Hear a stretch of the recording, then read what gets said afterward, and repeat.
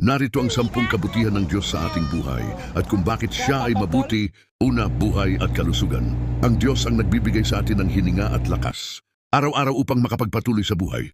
Pangalawa, pag-ibig at awa.